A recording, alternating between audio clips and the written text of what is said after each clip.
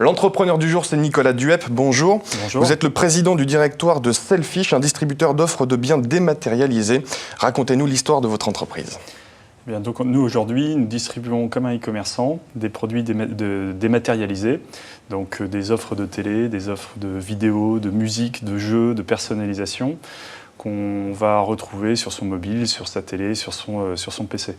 Donc en fait, on a démarré il y a une dizaine d'années avec l'idée un peu farfelue qu'un jour, il y aurait plus de gens connectés à Internet à travers le mobile plutôt que sur le PC. Quelle drôle d'idée.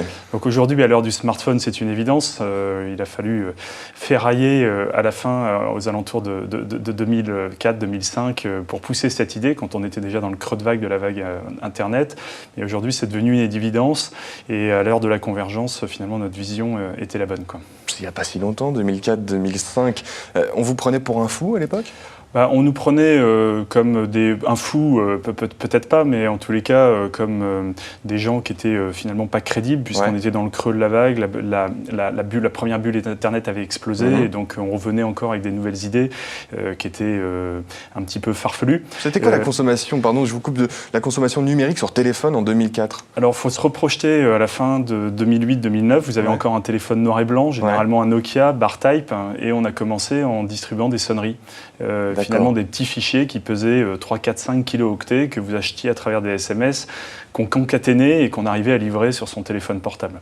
Donc à l'heure du smartphone, où aujourd'hui on est en streaming, qu'on regarde des flux vidéo, qu'on peut écouter sa musique, qu'on s'abonne non plus pour acheter mais pour avoir une expérience, tout cela parlait très très loin.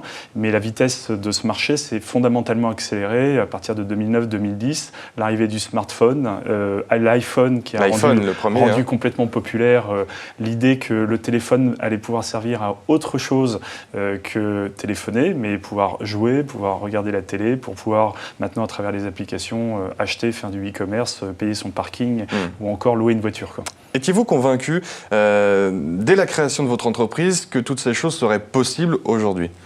Nous, on n'en a jamais douté. On est toujours convaincu qu'on est au début de l'histoire et qu'on n'a encore rien vu. Le téléphone est une télécommande. Et on commence à le découvrir à travers les différentes apps, que cet objet va nous servir principalement de terminal de paiement. On va tout payer petit à petit avec son téléphone. Alors mon propos est caricatural, il y aura d'autres moyens de paiement, mais on va ouvrir sa voiture, on va ouvrir sa maison, on va jouer, on échange à travers des plateformes de réseaux sociaux, on prend des photos, on voit que la qualité des photos de son téléphone aujourd'hui est quasiment supérieure à celle de n'importe quel appareil photo basique vendu chez un grand distributeur. On peut filmer et maintenant on peut même devenir comme vous, journaliste, avec des applications type Periscope, en train de filmer des événements. Donc nous, on s'inscrit dans ce mouvement-là. On a cette vision que le mobile va être un terminal de paiement. On a également la vision que la création, c'est pour que tout ça fonctionne, il faut qu'il y ait des contenus, qu'il y ait des créateurs, des éditeurs de contenu, et que le modèle gratuit ne peut pas être la loi. J'allais y venir, le modèle gratuit, parce qu'Internet est un espace de liberté, un espace de gratuité. Comment est-ce qu'on va inciter le consommateur à davantage payer les contenus que vous proposez ? Il n'y a rien de gratuit. Et si c'est gratuit, il faut vous se poser la question de à qui ça sert. Et donc aujourd'hui, on est au tout début d'une histoire où quand on est tout gratuit sur des grandes plateformes ou de réseaux sociaux, etc., vous êtes juste en train de donner vos données gratuitement et d'autres vont les financer pour vous. Alors vous ne voyez pas la couleur de cet argent. On parle ici par exemple de Facebook, de Twitter qui utilisent les données des utilisateurs. Dès que c'est gratuit, il y a bien l'intérêt. Aujourd'hui, quand vous consommez une vidéo sur YouTube, ça coûte à YouTube. Donc il faut bien qu'à un moment donné, on gagne de l'argent. Nous, notre modèle, c'est de venir comme un e-commerçant en vous disant qu'il n'y a pas de pub, on ne va pas prendre vos données, mais en revanche, vous allez payer un abonnement par mois et puis vous allez pouvoir consommer tous les produits que vous voulez. Vous voulez être dans le service de jeu et à ce moment-là, vous consommerez tous les jeux que vous voulez pendant la durée de votre abonnement. Et donc, on s'inscrit dans un schéma où on pense que la création doit être rémunérée. Sans rémunération, les créateurs n'ont pas la possibilité de créer leurs jeux, d'éditer des chaînes de télé ou des magazines. Et donc, on est là pour pouvoir apporter un canal supplémentaire de distribution. Et donc, on est là pour arriver à financer sur le long terme la création. Si on prend l'exemple de la musique en streaming dont on a énormément parlé, ce qui a acté la fin du CD comme on a connu pendant des années, est-ce qu'on gagne de l'argent aujourd'hui avec ces services de streaming musicaux en ligne ? Alors on a une chaîne de valeur, donc on facture le consommateur. Ensuite, vous avez à régler la TVA. Et puis ensuite, on va se partager l'argent. On va se partager l'argent entre le système de paiement. Quand vous êtes sur Apple, par exemple, Apple va garder 30%. Et puis ensuite, vous allez rémunérer les maisons de disques, vous allez rémunérer la SACEM. Et puis le différentiel va rémunérer la société distributrice pour le service rendu, c'est-à-dire son application, le streaming qui va être fait, c'est-à-dire la possibilité d'écouter le flux en ligne, et puis les équipes qui auront travaillé pour réaliser ce service, quoi.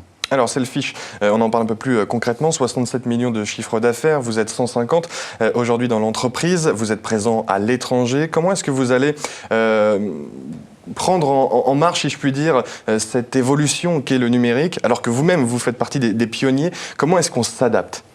Alors moi j'ai pour habitude de dire qu'on fait de la tactique plus que de la stratégie. Quelle est la différence entre tactique et stratégie? La tactique, c'est la stratégie confrontée au réel. Et donc en réalité, on avance dans un monde où des mastodontes comme Google, comme Orange, comme Facebook, comme Amazon posent des règles du jeu qui conditionnent l'ensemble du marché derrière. Donc il faut savoir s'adapter en permanence, parce que vous avez des nouveaux réseaux, vous passez de Wi-Fi à la 4G, vous avez d'un seul coup un terminal qui s'appelle un smartphone qui change complètement les règles du jeu, vous allez avoir des nouvelles technologies, par exemple de photos, qui vont complètement changer les règles du jeu, et puis maintenant vous avez par exemple des plateformes de réseaux sociaux, ou des WhatsApp, des Line, des gens comme ça, sont en train de rechanger la communication à l'intérieur du téléphone. Donc à nous de nous adapter, à nous d'imaginer en permanence la nouvelle forme de contenu qui va plaire, à nous d'imaginer le nouveau parcours qui va amener les clients à payer, c'est-à-dire quelle va être l'émotion, comme on dit dans le jargon, l'insight qui va les pousser à transformer, et puis ensuite de repenser l'interface client, comme on dit dans l'UX dans le jargon, la user experience, qui est la plus adaptée en fonction du terminal. Donc aujourd'hui, vous voyez par exemple des télévisions qui arrivent, ou à la veille du championnat de foot, les commerçants font un maximum d'offres, donc on va voir demain beaucoup de télévisions connectées, sur lesquelles vous avez directement Internet, soit des applications, soit directement le flux, et vous avez là un nouveau débouché. On aura la même chose dans la voiture. Donc, des synergies se mettent en place entre les objets qui sont tous connectés aujourd'hui. Exactement. Petit à petit, le système grandit, et à nous de trouver en permanence la bonne recette qui permet de marier le bon contenu avec le bon canal, la bonne user experience, et donc on arrive à créer le modèle économique.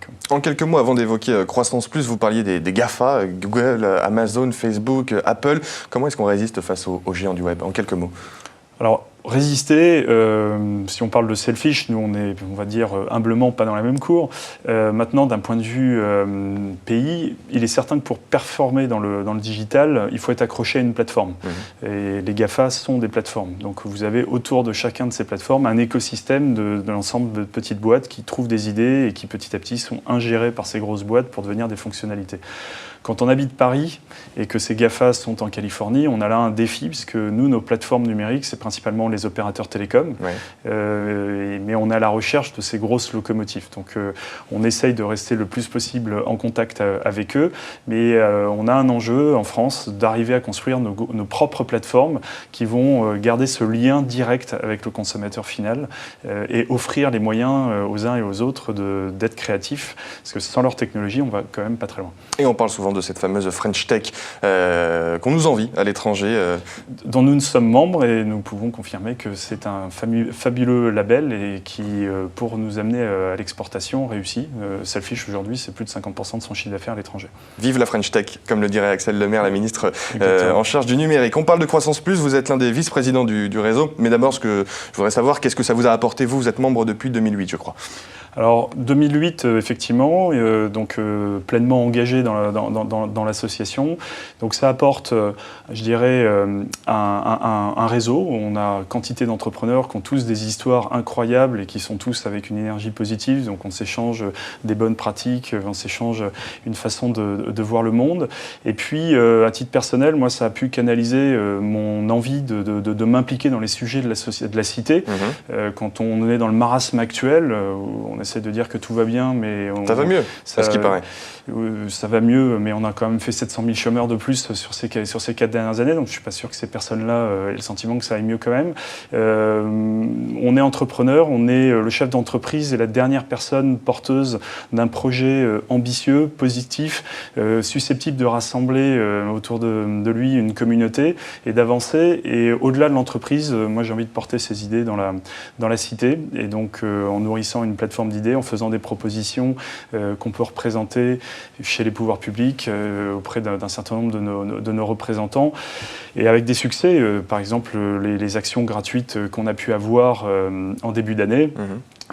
Auprès de Macron, qui est un élément essentiel pour les scale-up des entreprises de croissance qui sont chez Croissance Plus, pour attirer les meilleurs, on a besoin de ce genre d'outils. Donc c'est des petites victoires qui ne vont pas changer la macro, mais Croissance Plus est là pour résister et puis gagner des petites batailles. Faire passer des messages, gagner des batailles auprès des pouvoirs publics notamment. Nicolas Duep était notre invité, président du directoire de Selfish. Merci à vous d'être venu sur ce plateau. À bientôt. Au revoir.